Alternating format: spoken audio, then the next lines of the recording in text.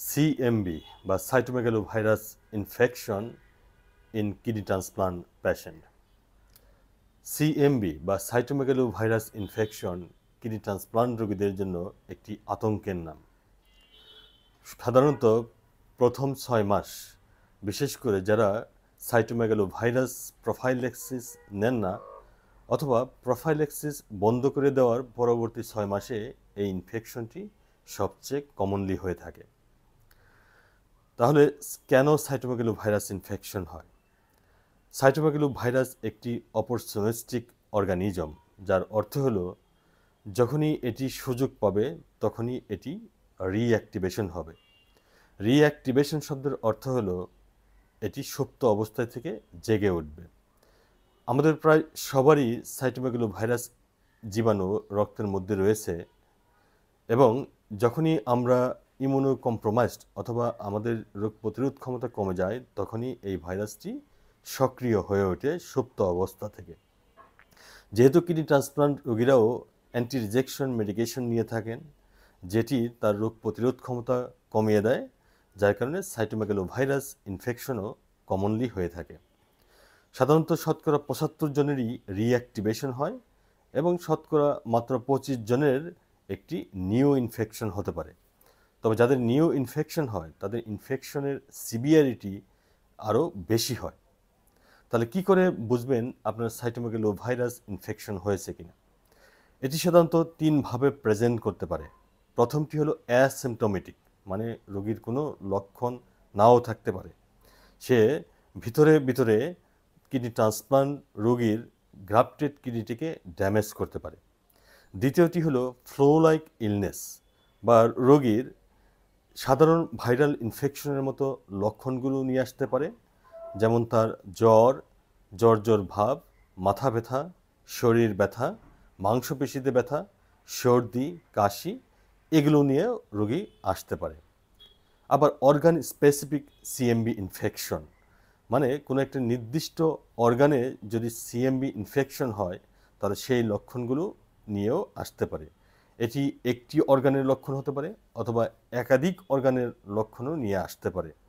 যেমন একই সঙ্গে রোগীর সিএমবি কলাইটিস বা রোগীর ডায়রিয়া, সিএমবি নিউমোনাইটিস বা নিউমোনিয়া বা শ্বাসকষ্ট, কাশি, সিএমবি হেপাটাইটিস বা জন্ডিস, খাওয়ায় অরুচি, বমি বমি ভাব, সিএমবি রেটিনাইটিস, রোগীর চোখে দেখতে অসুবিধা বা চোখের সামনে অন্ধকার দেখা, সিএমবি এনসেফালাইটিস বা রোগীর অস্বাভাবিক আচরণ, তাহলে এই লক্ষণগুলো একসাথে নিয়ে প্রেজেন্ট করতে পারে।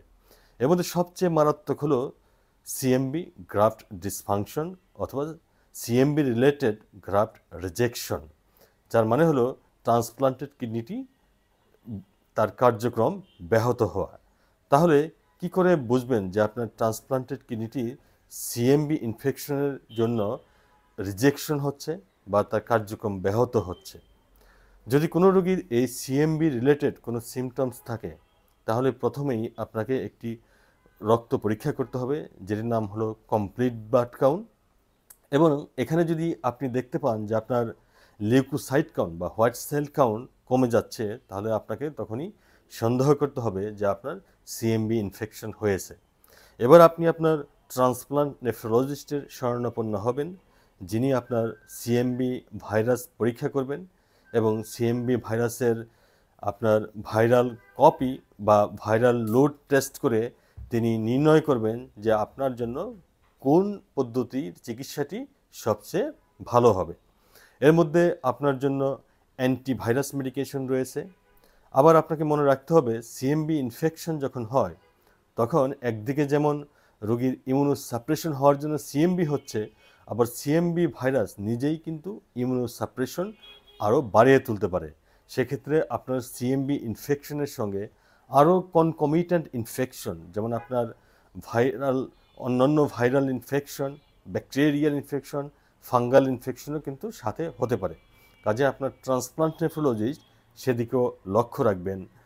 আর যদি আপনার অ্যান্টিভাইরাস বা সিএমবি স্পেসিফিক ইমিউনোগ্লোবুলিনের প্রয়োজন হয় তাহলে তিনি সেটির ব্যবস্থা নেবেন।